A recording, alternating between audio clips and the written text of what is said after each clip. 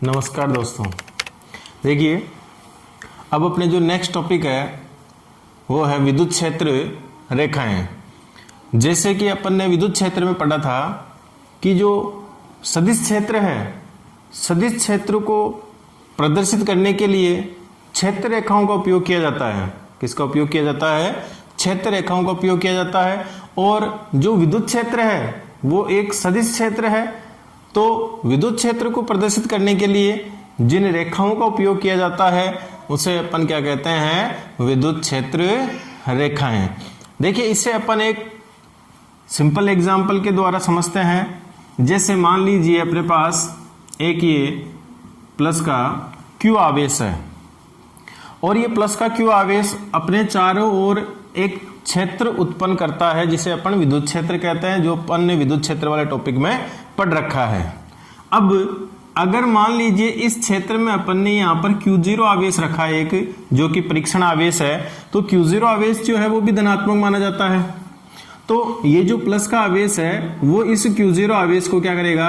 प्रतिकर्षित करेगा, जिससे Q0 आवेश खिसक कर बाहर निकलेगा। अब मान लीजिए ये क्षेत्र का दायरा और आगे है, तो और आगे है तो यहां से फिर ये आवेश प्रतिकर्षित होकर आगे चले जाएगा। अगर क्षेत्र और बड़ा है तो फिर ये आगे चला जाएगा। तो यहां पर देखिए, जो Q0 या जो परीक्षण आवेश है, जो परीक्षण आवेश है, वो परीक्षण आवेश विद्युत क्षेत्र में ये वाला पथ तय कर रहा है। कौन सा पथ तय कर रहा है? ये वाला पथ तय कर रहा है। तो Q0 के द्वारा ये जो पथ तय किया गया है, ये वाला पथ, ये पथ ही क्या कहलाता है? विद्युत क्षेत्र रेखा कहलाती है। ठीक है। अगर यहाँ पर धन आवेश की जगह अगर ऋण आवेश हो तो वो जो Q0 आवेश है वो क्षेत्र में क्या हो जाएगा? आकर्षित हो जाएगा। अब भी ये जो Q0 के द्वारा चला गया पथ है वो क्या कहलाता है? विद्युत क्षेत्र रेखा कहलाती है।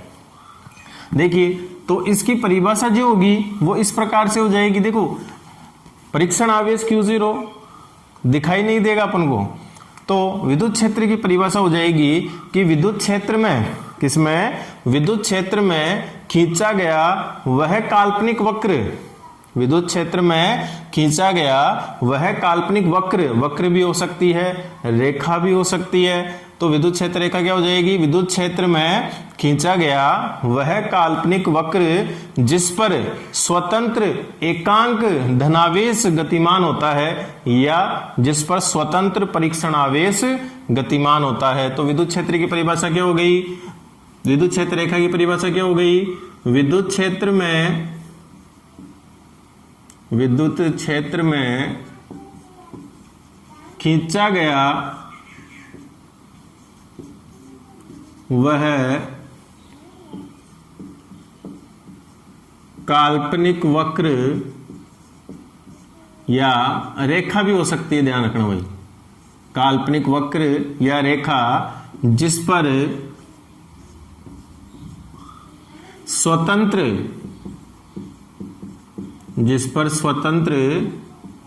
परीक्षण आवेश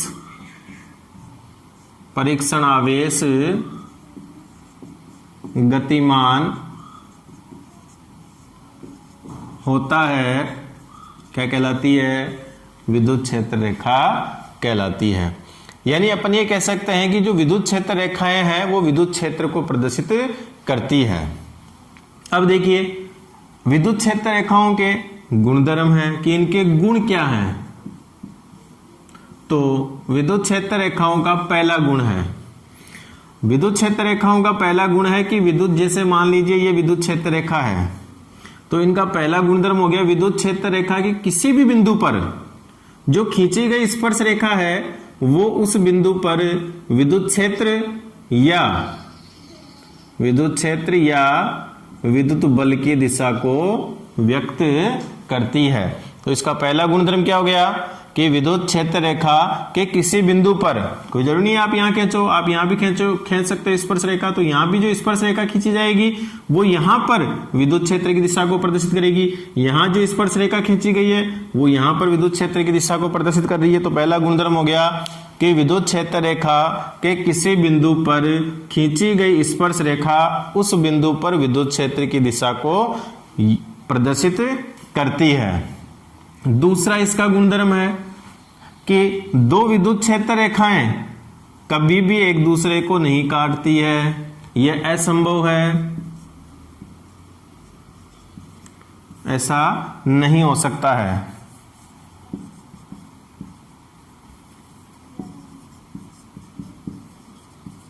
असंभव, ऐसा संभव नहीं है। यानी कि विद्युत क्षेत्र रेखा कभी भी एक दूसरे को नहीं काटती है। अब क्यों नहीं काटती है, यह भी रीजन पूछा जाता है कई बार। देखिए, विद्युत क्षेत्र रेखा का ये हो गया कटान बिंदु, यहाँ पर दोनों जो विद्युत क्षेत्र रेखाएं, इन कटान बिंदुओं पर जो दोनों विद्युत क्षेत्र रेखाएं उन पर अपन स्पर्श रेखा खींचते हैं। तो पहली विद्युत क्षेत्र रेखा पर स्पर्श रेखा खींची तो विद्युत क्षेत्र की दिशा ये हो गई। दूसरी पर अगर अपन ने स्पर्श रेखा खींची तो विद्युत क्षेत्र की दिशा ये हो गई। अब देखिए, एक ही बिंदु पर विद्युत क्षेत्र की दो दिशाएं हो गई। एक ही बिंदु पर एक ही विद्युत क्षेत्र की कितनी दिशाएं हो गई, दो दिशाएं हो गई, जो कि कभी हो नहीं सकता है। इसलिए विद्युत क्षेत्र रेखाएं कभी भी एक दूसरे को नहीं काटती हैं। तीसरा जो गुण है विद्युत क्षेत्र रेखाएं, देखिए विद्युत क्षेत्र रेखाएं धन आवेश से निर्गत होती है और विद्युत क्षेत्र रेखाएं ऋण आवेश की ओर प्रवेश करती है। ठीक है, यह तीसरा गुणधर्म हो गया। चौथा गुणधर्म हो जाएगा विद्युत क्षेत्र रेखाएं सदैव पृष्ठ के लंबवत ही निर्गत होती है। विद्युत क्षेत्र रेखाएं सदैव पृष्ठ के लंबवत ही निर्गत होती है और विद्युत क्षेत्र रेखाएं सदैव पृष्ठ के लंबवत ही प्रवेश करती है।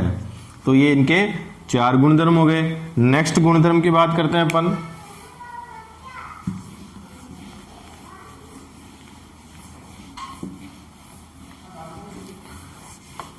नेक्स्ट जो इसका गुणधर्म है कि विद्युत क्षेत्र रेखाएं कभी भी बंद वक्र का निर्माण नहीं करती है। ये बंद वक्र नहीं बनाती है, ये बंद वक्र का निर्माण नहीं करती है। नेक्स्ट पॉइंट है इसका, देखिए जैसे अपने मान लीजिए ये विद्युत क्षेत्र रेखाएं हैं, ठीक है, और विद्युत क्षेत्र रेखाएं इस पृष्ठ के लंबवत गुजर रही है और यहां पर विद्युत क्षेत्र रेखाएं इस पृष्ठ के लंबवत गुजर रही है।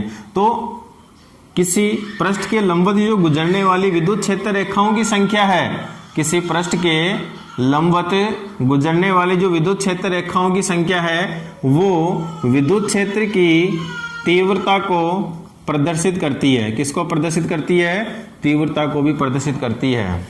ठीक है, इसके बाद में नेक्स्ट जो गुण है उस पर चर्चा करता है अपन। देखिए, अगर अपन पास एक धन प्लेट है और एक अपने पास ऋण प्लेट है, तो यहाँ पर जो विद्युत क्षेत्र रेखाएं हैं वो धन आवेश से निकलकर किस में प्रवेश करेगी? ऋण आवेश में प्रवेश करेगी।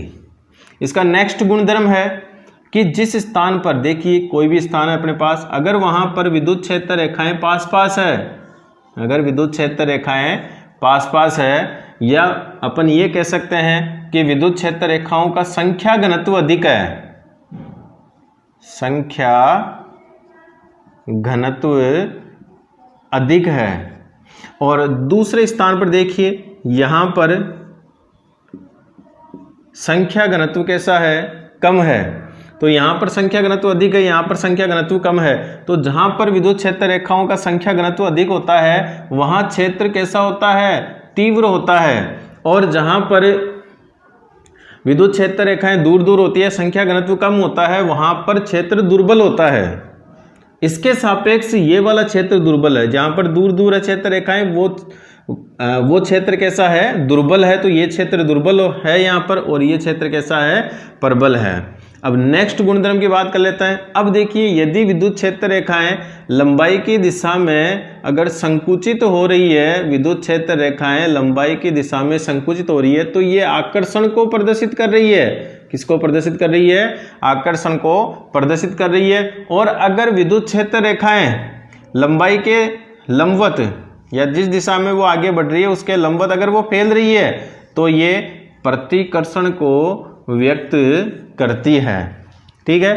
तो इस प्रकार अपन ने विद्युत क्षेत्र रेखाओं के गुणधर्म पढ़े। तो विद्युत क्षेत्र रेखाओं के गुण क्या क्या हो गए? देखो, पहला गुण हो गया कि विद्युत क्षेत्र रेखा के किसी बिंदु पर खींची गई स्पर्श रेखा उस बिंदु पर क्षेत्र की दिशा को या विद्युत क्षेत्र की दिशा को प्रदर्शित करती है। दो विद्युत क्षेत्र रेखाएं कभी भी एक दूसरे को नहीं काटती है। धनावेश के कारण विद्युत क्षेत्र रेखाएं निर्गत होती है, ऋणावेश के कारण विद्युत क्षेत्र रेखाएं प्रवेशित होती है। विद्युत क्षेत्र रेखाएं सदैव पृष्ठ के लंबवत ही निर्गत होती है और सदैव लंबवत ही प्रवेश करती है। इसके बाद में अपन ने पढ़ा है कि विद्युत क्षेत्र रेखाएं कभी भी बंद वक्र का निर्माण नहीं करती है।